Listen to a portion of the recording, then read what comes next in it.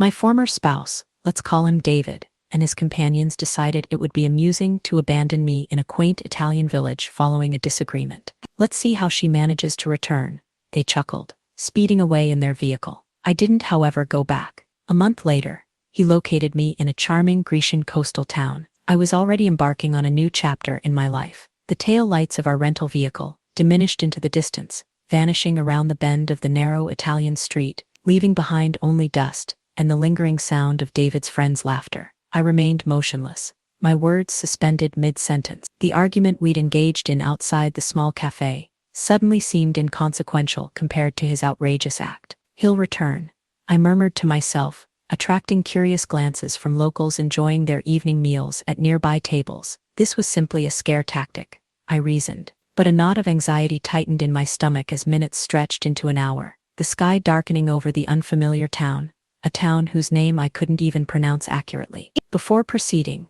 I want to express my gratitude for your presence on this journey. If you find yourself drawn to narratives about women who discover inner strength in unforeseen circumstances after experiencing betrayal, please consider subscribing. It's entirely free and helps support the creation of more stories about resilience and renewal. Now, let's explore how one woman, left alone and vulnerable, transformed an act of cruelty into the dawn of her freedom. When I'd pleaded with David to moderate his alcohol consumption during our midday meal, I never envisioned the situation would escalate to this point. His friends, college acquaintances celebrating their annual reunion, an event I'd reluctantly attended, had encouraged his behavior when I suggested we return to our lodgings. "She's always controlling you, man," Mark had declared, ordering another round of drinks. When I rose to depart, David followed me outside, his words slurred, but his anger clear and precise. The argument quickly deteriorated, years of unspoken resentments surfacing on both sides. "Your handbag contains your passport, doesn't it?" he sneered before settling into the driver's seat. "Then you'll figure things out. You're so clever, always telling me what to do." €90 and $42. Insufficient for a flight home, barely enough for a single night's accommodation. My credit cards were in David's wallet. He'd offered to carry them earlier, as my small purse was overflowing. I located the most affordable pension I could find, a somewhat shabby room above a bakery, featuring a narrow bed and a sink tucked away in a corner. The elderly woman who showed me to the room didn't speak English, but seemed to understand my predicament, patting my arm sympathetically. "He'd blocked me," I whispered in disbelief, staring at my phone screen. 29 calls to David, all diverted directly to voicemail. Text messages delivered, yet unanswered. I attempted to contact Mark, then John, then each of David's friends who had been in the car. All blocked. A shiver ran through me as I realized this hadn't been an impulsive act, but a deliberate attempt at humiliation. Sleep came in fragmented bursts, interrupted by hopeful checks of my phone and escalating panic. By morning, I'd convinced myself this nightmare would end. David would return, apologetic, but prepared to blame me for overreacting to his prank. I'd be angry, but relieved enough to move forward, to return to our meticulously crafted life in Seattle, where he was a renowned architect, and I was his supportive wife, having set aside my own promising design career to manage our household and social engagements. But he didn't arrive. On the second day, I rationed my remaining funds, purchasing only a panini for lunch while walking the perimeter of the town, searching every hotel and restaurant for any sign of our tour group. By evening, I realized they'd continued their planned itinerary, proceeding to Rome without me. On the third day, a kind café owner, noticing me lingering outside his establishment, offered me complimentary espresso, and in broken English, directions to the local police station. The officer there appeared unsurprised by my story, as if abandoned tourists were a common occurrence, but his limited English and my non-existent Italian left me with only a filed report and a sympathetic nod. That afternoon, I made the most difficult decision of my life. Standing before a small pawn shop window, I removed my wedding ring, the 2-carat diamond David had upgraded on our 5th anniversary, replacing the simple band we'd begun with. The shopkeeper offered considerably less than its value, but enough to fund the next stage of my journey, wherever that might lead. "America, contact family," the pawnbroker suggested, counting out the euros. I nodded mechanically, but a different plan was already forming. Contacting family meant explanations, meant hearing my mother's "I told you so" about David's temper, meant facing friends who'd witnessed the fractures in our marriage I'd tried so hard to conceal. The bus station was quiet, When I arrived, its electronic board displayed destinations I'd only encountered in travel magazines. An overnight bus to Naples, connected to ferries, to other buses, to places where David and his companions would least expect to find me, if they ever bothered to search. My finger hovered over my father's contact information. One call, and he'd wire money for a flight home. One call, and I'd return to the life I'd painstakingly constructed, where I'd gradually diminished myself to accommodate David's growing ego and demands. David jokingly concealing my portfolios when I'd mentioned resuming my interior design work. "Why complicate things?" he'd asked. "We don't need the money, and I need you focused on our life." I'd dismissed it then, but sitting in that dingy station, I saw it for what it was, another barrier in the cage he'd built around me. "Where to?" The ticket agent, an older woman with kind eyes who'd been observing me for nearly 20 minutes, inquired. "Greece," I answered, the decision solidifying as I spoke. "The most remote coastal village you can reach." 14 hours later, I stumbled off the final bus, my body stiff from uncomfortable seats and tension. The scent of salt air and olive groves greeted me as I took in the whitewashed buildings of a village whose name I couldn't pronounce. My phone's battery had died somewhere between countries, my stomach was empty, and the weight of what I'd endured pressed heavily on my shoulders. Exhaustion blurred my vision as I wandered toward what appeared to be the town center. 3 days of emotional turmoil had left me vulnerable, cycling between anger toward David, fear of my uncertain future, and a strange, unexpected glimmer of something that felt dangerously like liberation. My remaining euros would cover perhaps 2 nights in the cheapest lodging I could find. After that, I had no plan, no friends, no words in the local language beyond please and thank you. But as I watched the sunset paint the aging waters gold and pink, a calmness settled over me that I hadn't felt in years. David had intended to teach me a lesson about dependence. Instead, he'd inadvertently set me free, abandoned by my husband in one foreign country, only to collapse alone in another. I closed my eyes, surrendering to the exhaustion that had been building since David drove away. "Thiasma u, Kantarbi.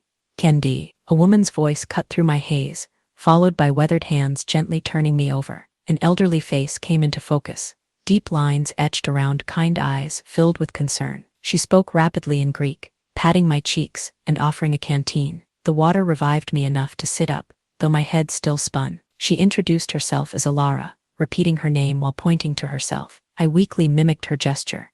"Alexandra." Alara helped me to my feet, her small frame surprisingly strong as she supported my weight. She pointed toward a stone farmhouse, nestled among the olive trees, and gestured with her fingers, as if to indicate walking. I nodded, lacking the strength to resist as she guided me slowly uphill. The farmhouse kitchen welcomed me with the scent of herbs hanging from wooden beams and something savory simmering on an ancient stove. Ilara seated me at a worn wooden table before calling out to someone. A man's voice responded, and moments later, an elderly gentleman with a sun-darkened face and silver mustache appeared in the doorway, wiping his hands on a cloth. "Andreas," Ilara said, pointing to him. Her husband nodded at me cautiously, his eyes questioning but not unkind. Ilara poured cool water into a glass and pressed it into my hands, followed by a bowl of simple soup. My stomach growled audibly as the aroma reached my nose, prompting a smile from Ilara. That evening passed in a blur of imperfect communication. I attempted to explain my situation through a combination of limited words,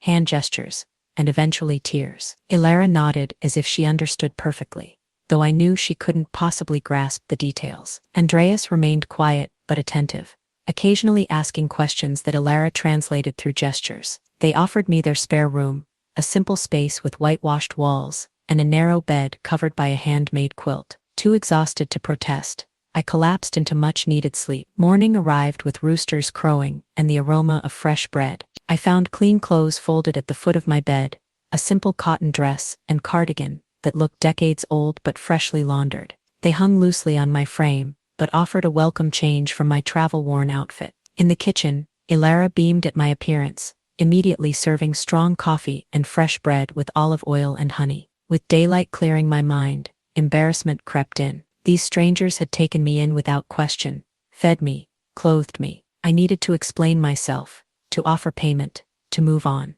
Through broken English and the translation app on my phone, now charged thanks to an adapter Andreas had produced, I attempted to convey my gratitude and intention to leave the village. Ilara's face fell immediately. She shook her head vigorously, pointing outside where rain now pattered against the windows. then to my still blistered feet. Stay, she insisted, one of the few English words she knew. Rest. Over the next 3 days, I made several attempts to depart, each met with gentle resistance. Once, with my bag packed and shoes on my feet, Ilara intercepted me at the door, her expression so wounded that guilt washed over me. She took my hand and led me to a small wooden box on the mantel, opening it to reveal photographs. Her fingers trembled as she pointed to a young woman with Ilara's eyes and Andreas's smile. Sophia, she said softly, then pointed far away.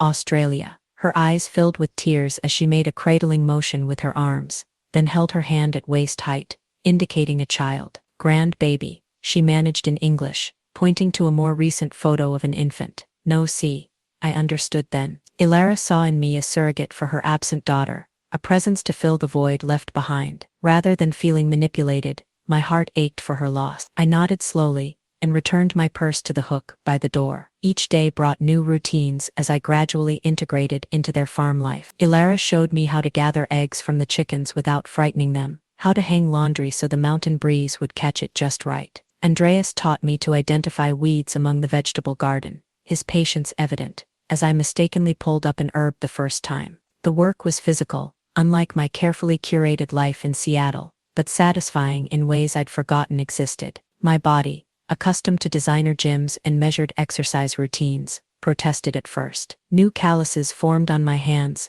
and muscles I didn't know I had ached each evening. But with each passing day, the pain lessened, and my strength grew. More importantly, the constant mental replay of my abandonment began to quiet, replaced by the simpler concerns of farm tasks and language learning. At night, sitting on the small porch while Ilara knitted and Andreas smoked his pipe, I found myself experiencing moments of peace. The betrayal still stung, but here, surrounded by ancient olive trees and the rhythm of rural life, it began to feel less like the end of my story, and more like an unexpected chapter. His helpful management of our finances that left me without independent access, his subtle discouragement of my friendships, his dismissive attitude toward my career aspirations. Tears spilled down my cheeks, as words poured out in a language Ilara couldn't fully understand, but emotions that transcended the barrier. I told her about David's betrayal, about years of slowly surrendering pieces of myself to keep the peace, about the humiliation of being abandoned like unwanted baggage in a foreign country. Ilara's weathered hand covered mine as I spoke. When I finished, she pointed to her heart, then to the farm around us, and finally to me. The message was clear. I had a place here if I wanted it. Work, I said carefully, mimicking Andreas tending the olive trees. I stay, I work.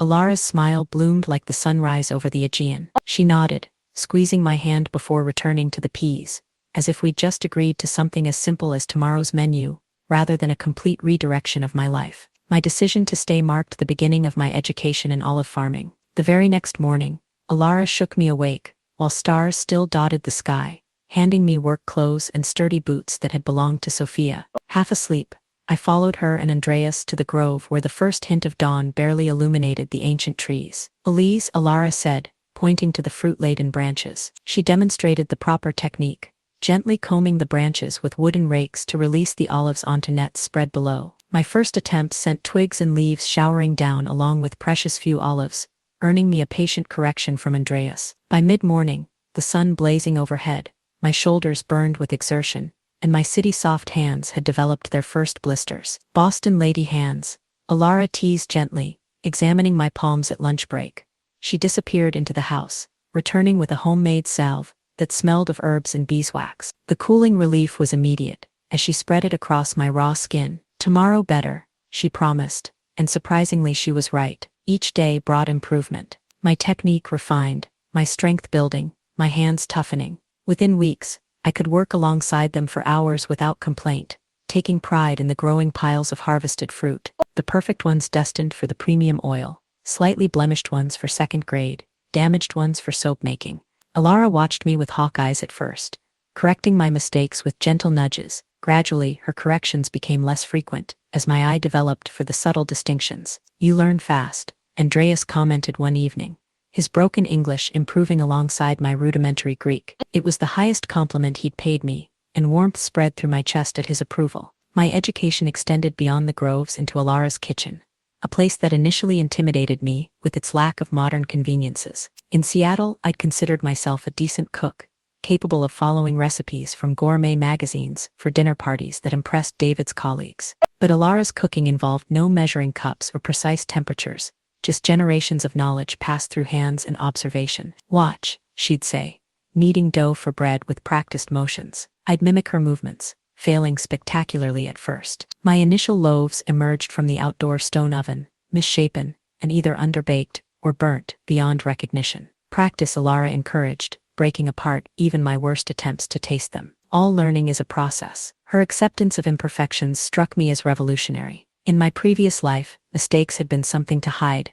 not stepping stones to mastery. The simplicity of their meals revealed how processed my American diet had been. Here, everything came from their land or neighboring farms, vegetables still warm from the sun, eggs collected that morning, cheese from the goats down the road. The flavors were vibrant and clean, needing little enhancement beyond olive oil, lemon, and herbs from Alara's garden. My body changed on this diet and work regimen. The designer clothes I'd arrived in grew loose as unnecessary weight melted away, replaced by lean muscle. My complexion, once maintained through expensive creams, glowed from simple olive oil, soap, and honest sweat. When I caught sight of myself in the small mirror above the bathroom sink, a stranger looked back, tanned, stronger, somehow more substantial, despite weighing less. As my Greek vocabulary expanded, Alara and I found more ways to communicate beyond labor and food. During evening breaks, she brought out her photo albums, pointing to black and white images of her youth in the village. I was startled to discover she'd once been a school teacher,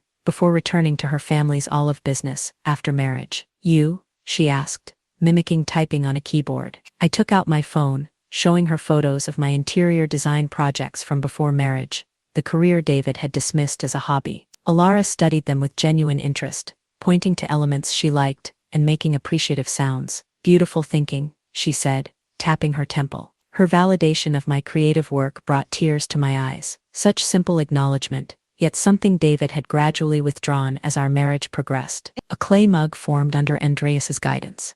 A woven basket I learned to make from a neighbor. Each item represented hours of learning and connection, carrying stories that no purchased luxury ever could. My collection grew as my attachment to material perfection diminished. After 3 months of working without compensation beyond room and board, Alara approached me one morning with Andreas at her side. They led me to the small building where they pressed and bottled their olive oil, showing me the modest inventory they'd produced from our harvest. "Market day," Alara announced, pointing to the calendar. "You come." The village market bustled with activity, farmers and artisans displaying their goods while locals and the occasional tourist browsed among the stalls. Alara and Andreas set up their simple table, arranging bottles of golden green oil alongside olive soap and jars of preserved olives. To my surprise, they positioned me at the front of the table, encouraging me to speak with customers. My broken Greek and their limited English created moments of confusion and laughter, but sales steadily accumulated throughout the day. As the market closed, Alara handed me an envelope containing euros. "Your share," she said simply. "Fair work, fair pay. Independence earned through my own labor. No strings attached. No subtle expectations of gratitude or compliance. Just fair compensation for honest work." That night, I placed the envelope under my pillow, occasionally reaching to touch it as if to confirm its reality. In our decade of marriage, David had gradually taken control of our finances. To simplify things, he'd claimed, leaving me with credit cards linked to accounts he monitored. This small stack of euros represented the first step toward rebuilding a life that belonged fully to me. As I drifted toward sleep, I realized I hadn't thought about David at all during market day. My mind had been too occupied with Greek phrases for transactions and pride in our products. The space he'd occupied in my thoughts had shrunk, replaced by olive groves, kitchen lessons, and the growing certainty that I was capable of far more than he had ever allowed me to believe. The following week, Alara and Andreas invited me to join them for dinner at the taverna in the village square, a first since my arrival. Dressed in a borrowed blouse from Alara, I felt a nervous flutter as we entered the bustling establishment. The owner, let's call him Dimitri, greeted the couple with enthusiastic embraces before turning curious eyes to me. "Our American," Alara said proudly in Greek, a phrase I'd learned to recognize. Dimitri smiled warmly, ushering us to what was clearly their regular table. Over plates of grilled fish and village wine, Andreas cleared his throat and spoke in careful English. "Alexandra, we want to discuss business with you." His seriousness caught me off guard. Had I made some mistake, Was it time for me to move on? Alara reached across the table, patting my hand reassuringly before continuing where her husband left off. We old now. 65, 70 years. She pointed between herself and Andreas. No children here. Sophia not coming back. Andreas nodded solemnly. We think. Retire soon. 2, 3 years. But all of trees. He made a sweeping gesture. 200 years old. Need young hands. My breath caught as I began to understand. Alara smiled, her eyes crinkling at the corners. You learn fast. Work hard. We teach everything. Then she spread her hands as if offering something. Business yours. The proposition stunned me. They barely knew me, a foreigner who'd stumbled into their lives just months ago. Yet here they were, offering a future I hadn't dared imagine. But I don't know enough. I stammered. The trees, the pressing, the business side. You learn, Andreas said firmly. We teach. No rush. That night marked the beginning of my true apprenticeship. No longer just an extra pair of hands. I became heir to generations of knowledge. Each morning, Andreas took me through different sections of their groves, explaining how soil variations affected flavor profiles, how to identify early signs of disease, when precisely to harvest each section for optimal oil quality. Alara focused on teaching me the business records, a combination of handwritten ledgers and basic computer spreadsheets their grandson had set up during a holiday visit years ago. Her method of tracking expenses and income was functional, but outdated. Seeing an opportunity to contribute beyond physical labor, I spent evenings updating their systems, creating digital records that made inventory and sales tracking simpler. Look, I showed Alara one night, demonstrating how to filter the spreadsheet to show which oil varieties sold best at which markets. Her eyes widened as patterns emerged from the numbers. Smart, she nodded approvingly. Boston, Lady Brain. Good for business. With their blessing, I began implementing small marketing improvements. Our hand-labeled bottles received updated tags with information about flavor profiles and food pairings, knowledge I'd gleaned from countless cooking lessons with Alara. I created a simple brochure about their traditional methods, answering the questions tourists frequently asked at our market stand. My improving Greek helped forge connections beyond Alara and Andreas's immediate circle. The pharmacist who provided Alara's blood pressure medication began stopping by our market stall for conversations that extended beyond transactions. The baker's wife invited me to join her weekly coffee gathering with other village women in an intimidating but invaluable immersion in local language and customs. Dimitri from the taverna became an unexpected ally when he began featuring our premium oil as a table offering, placing small carafes with our new labels prominently on each table. Good for you, good for me, he explained with a wink when I thanked him. Word spread, and soon 2 other restaurants in neighboring towns contacted us about supplying their establishments. 6 months into my new life, I attended the baptism of the butcher's granddaughter, my first formal village celebration. Standing in the back of the small church, I watched the community ritual with a lump in my throat. The elderly priest noticed my presence and made a point of greeting me afterward, switching to halting English learned during seminary in Athens. You bring new life to Old Grove, he said, his warm eyes twinkling. Good for village. Young people leave for Athens, for America. Village needs new blood. His acceptance seemed to remove the last barrier. Invitations flowed more freely after that, to name day celebrations, impromptu gatherings, at the beach, even a village committee meeting about the upcoming summer festival. Each event wove another strand into the web of connection holding me in place. Yana, the weaver whose stall stood beside ours at the weekly market, became a particular friend. 40-something and widowed young, she possessed a sharp wit and pragmatic outlook that reminded me of my college roommate. Our conversations, conducted in my improving Greek and her excellent English, ranged from business strategies, to village gossip, to more personal reflections. You never speak of America, she observed one quiet afternoon as we packed up our unsold goods. Family there? Friends? The question pierced me unexpectedly. I'd grown so focused on building my new life that I'd pushed thoughts of my old one aside. My parents had passed away years ago. A few friends, but I trailed off, realizing how David had gradually isolated me from my support network, always finding reasons why my college friends were problematic or work colleagues were using me. Yana nodded knowingly. The husband who left you in Italy, you never say his name. David, I said, the syllables feeling foreign on my tongue, after months of silence. His name is David, and he never searched for you. Her directness was refreshing, after months of Alara and Andreas's gentle avoidance of the topic. I don't know, I admitted. I haven't checked my phone. I gestured vaguely.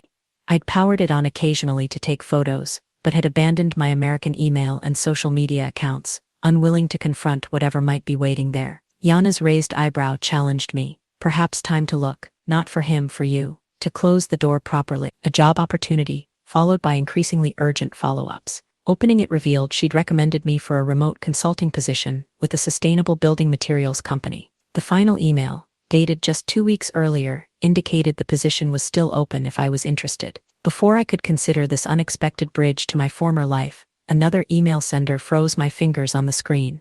David, with the subject line, "I know where you are." The timestamp showed it had arrived just hours earlier. Heart pounding, I clicked it open. "Alexandra, it's taken months, and a private investigator, but I finally tracked you to that backwater in Greece. This has gone on long enough. I'm coming to bring you home and end this ridiculous tantrum. My flight lands in Athens on Thursday. Be ready, 3 days from now." The room spun around me as panic and anger collided in my chest. How dare he, after abandoning me, after months without a word, he expected to simply collect me like misplaced luggage. I stumbled downstairs, the phone clutched in my hand. Alara looked up from the account ledger spread across the kitchen table, her smile fading as she registered my expression. "Bad news from America?" she asked gently. "David," I managed. "He's coming here, Thursday." Alara's eyes narrowed slightly. She reached beneath the ledger and pulled out an envelope, sliding it across the table toward me. Good timing then, was waiting for right moment. Inside, I found legal papers bearing my name alongside Alara and Andreas's, written in Greek with English translations. "Partnership agreement," Alara explained. "1/3 business years now, not future, now." Tears blurred my vision as I stared at the document, understanding its significance. Not just employment or apprenticeship, but legitimate partnership. Not just a place to stay, but a foundation to build upon. Not charity, but earned recognition. "You choose what happens Thursday," Alara said firmly, tapping the papers. "You have home here, business here, friends here." She pointed to the phone in my hand. "That man, he no longer decides." The truth of her words settled over me like a mantle of certainty. For the first time since being abandoned in that Italian town, I felt not just surviving, but anchored. David was coming, but he would find a very different woman than the one he'd left behind. No packing of bags or tearful goodbyes, but emotional fortification. I visited Katerina, the village's only lawyer, who helped me draft divorce papers in both Greek and English. I contacted my old design mentor, tentatively accepting the remote consulting opportunity. I even wrote emails to friends I'd left behind, offering brief explanations without apologies. Thursday arrived with a perfect Greek summer sky, cloudless and bright. I was in the processing shed, testing olive oil samples with Andreas, when the unfamiliar sound of a rental car engine broke the afternoon quiet. Alara appeared at the doorway, her expression a mixture of concern and resolve. "He is here," she said simply. Heart hammering, I wiped my hands on my work apron and stepped outside. David stood beside a sleek silver sedan, designer sunglasses perched on his perfectly coiffed hair, examining the humble farmhouse with visible distaste. He wore the casual but expensive travel outfit I recognized from countless business trips, tailored chinos, and a button-down that probably cost more than a week's profit from our olive oil. He didn't notice me at first, giving me precious seconds to steady myself. This man, who had once been the center of my universe, now looked somehow smaller, less substantial against the backdrop of ancient olive trees and weathered stone buildings that had become my home. "David," I called, my voice calmer than expected. He turned, and the shock that registered on his face was almost comical. His eyes traveled from my work boots to my sun-browned arms, lingering on my unstyled hair, pulled back in a simple kerchief. I watched recognition battle with disbelief across his features. "My God, Alexandra, what happened to you?" The familiar disapproving tone that once would have sent me scrambling to fix whatever he found lacking now merely washed over me like a wave against rock. "Life happened," I replied, taking measured steps toward him. "What are you doing here, David?" He removed his sunglasses, his practice charm sliding into place as he extended his arms. "I've come to take you home, of course. This has gone on long enough, don't you think? Whatever point you were trying to make." "This isn't about making a point," I interrupted, stopping well outside his reach. "This is about making a life." His smile faltered. Behind me, I heard the quiet shuffling of Alara and Andreas emerging from the house. Though they couldn't understand our words, they positioned themselves within view, silent guardians, ready to intervene if needed. David noticed them, his expression hardening. "Are these the people you've been staying with? Have they been holding you here? Because if so, they've been teaching me," I cut in, "about olive farming, about community, about kindness without conditions. I gestured toward the groves surrounding us. I'm part owner now. I have a business here. Disbelief crossed his face, followed quickly by the condescension I knew all too well. A business? Alexandra, be serious. You're a designer, not a farmer. This is, what, some eat pray love phase after our fight? I admit I shouldn't have left you in Italy. It was a stupid drunken mistake. I've apologized. Now it's time to come home. You've apologized? I echoed. In what universe does tracking me down and demanding I return count as an apology? His jaw tightened, the charm evaporating. Fine. I'm sorry I left you in Italy. It was immature and wrong. Is that what you want to hear? Can we move past this now? Why did you even look for me, David? It's been months. Why now? He shifted uncomfortably, glancing at the elderly couple watching us intently. Can we discuss this privately? In the car, perhaps? They don't speak English, and I have nothing to hide from them. His shoulders slumped slightly. Your parents have been calling. Friends asking questions at events. Clients wondering why you're not at the house when they visit. It looks, he trailed off, bad for your image. I finished for him. It damaged your reputation. Our reputation, he corrected sharply.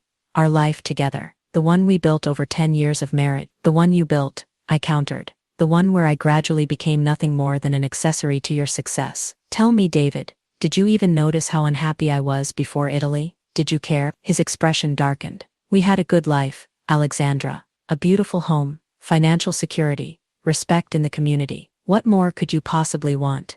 Purpose, connection, agency over my own choices. I gestured to the small stone house behind me. I found all three here, in a place you'd dismiss as primitive and backward. This isn't you, he insisted, desperation edging into his voice. The Alexandra I know wouldn't choose manual labor and poverty over comfort and position. I smiled, recognizing the fundamental truth in his statement.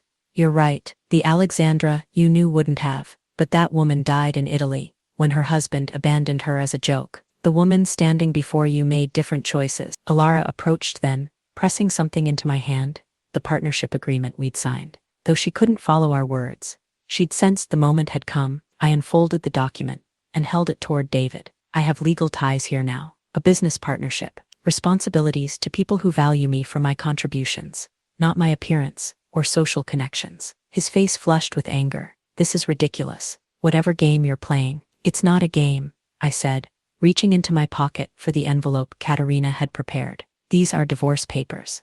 David, already filed with provisions for division of assets. He stared at the envelope as if it might burn him. You can't be serious. You'd throw away everything for this. He gestured dismissively at the modest farm. I'm not throwing away anything. I'm choosing something better, something real. I stepped forward, placing the envelope in his rigid hand. You left me, David. You drove away laughing. You just never expected I'd find my way without you.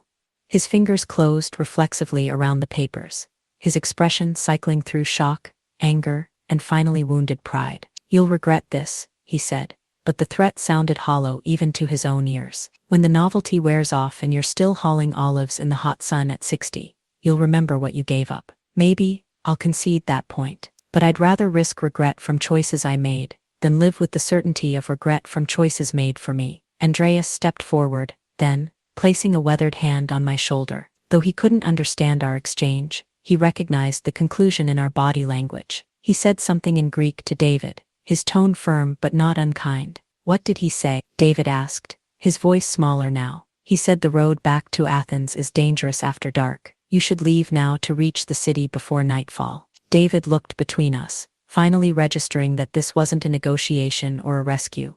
It was a goodbye. Without another word, he returned to his rental car, the divorce papers clutched in his hand. As the vehicle disappeared down the dirt road, Alara slipped her hand into mine. Together, the three of us turned toward the house, my house now too. The evening's work awaited: oil samples to catalog, dinner to prepare, tomorrow's market inventory to check. My husband had once abandoned me in a foreign country, assuming I'd be helpless without him, assuming I'd come crawling back once I'd learned my lesson. Instead, I'd found fertile ground to plant new roots, stronger and deeper than he could have imagined. Sometimes the cruelest actions yield the greatest gifts. In trying to break me, David had accidentally set me free.